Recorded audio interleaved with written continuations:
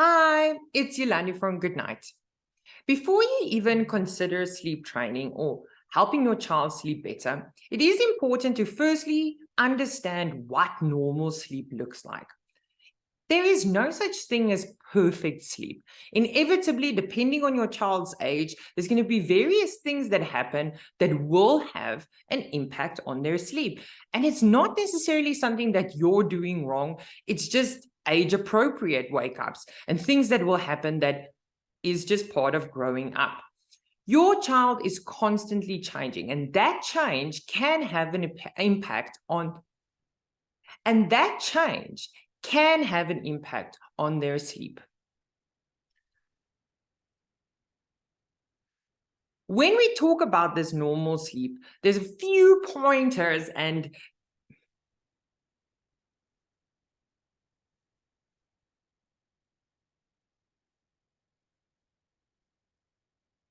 there are some of these age-appropriate things. There are a few. There's a couple of points worth mentioning.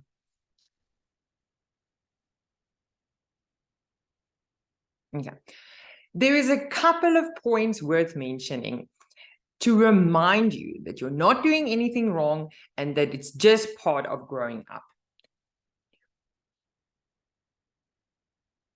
Newborn babies, that's that 0 to 16 week age.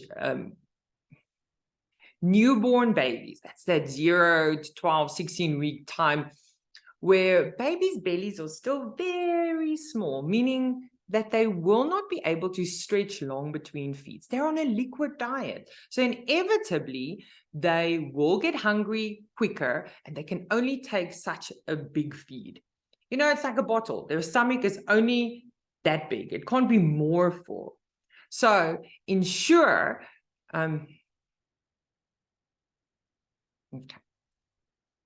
Newborn babies, that 0 to kind of 12 to 16 week period where their bellies are still tiny, they will wake up frequently to feed. They can only take a feed that's that big, so you can't feed them more, and they're on a liquid diet, so inevitably they will be waking up approximately every 3 hours to feed, which is absolutely normal for their age. There's nothing you can do about it except for wait to get to get them bigger. Another thing about newborns to understand, another thing to remember about newborns is that they don't have sleep cycles and melatonin yet, meaning that they don't have the mechanisms in place yet to fall asleep on their own. So it is important that you give them. Okay. Another thing to remember about newborns is that they don't have sleep cycles yet and that they don't have melatonin, meaning that they don't have the mechanisms yet to fall asleep on their own. So you will have to make them fall asleep or help them to fall asleep. This also means that there's no pattern to their sleep. So sometimes they'll sleep for 2 hours and sometimes they'll sleep for 10 minutes. It's not something that you're doing right or wrong. There will inevitably be phases where your toddler or your baby will wake up early. The sun comes up here around 5 a.m. in summertime, and that will cause them to wake up. So invest in good blackout curtains. With your toddler, there will be phases where they will protest going to sleep. It's in their nature to see where the boundaries are.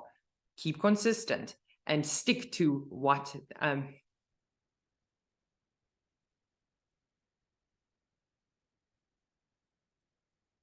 there will be phases where your toddler will protest going to bed. It does not mean that they're not tired. They're just testing the boundaries. And this is normal toddler behavior.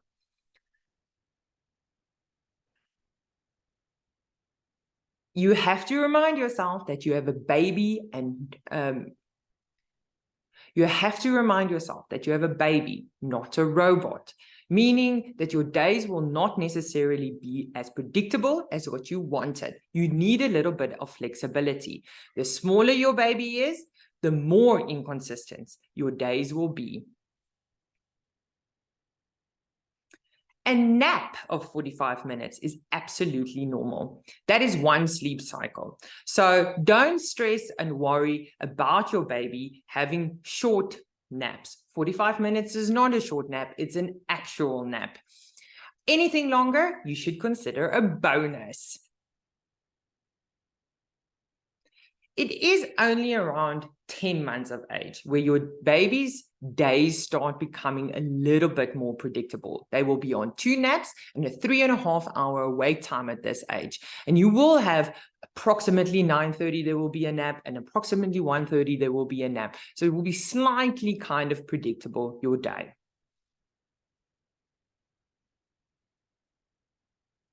An early morning feed is actually quite still normal up until 9 months with healthy growing babies. So don't force or stress too much if your 6-month-old is still waking up at 3 a.m. for a feed. This is normal. It's only after 9 months where you want to start helping a little bit if it hasn't happened naturally just yet. After 12 months though, any night feeds can do more harm than good. So then we should start eliminating them. I hope you understand a little bit about what normal sleep looks like now. Remember that every child is different and that your child's normal is their normal. Stop comparing your baby to others and just find what routine and schedule works for you. Good night.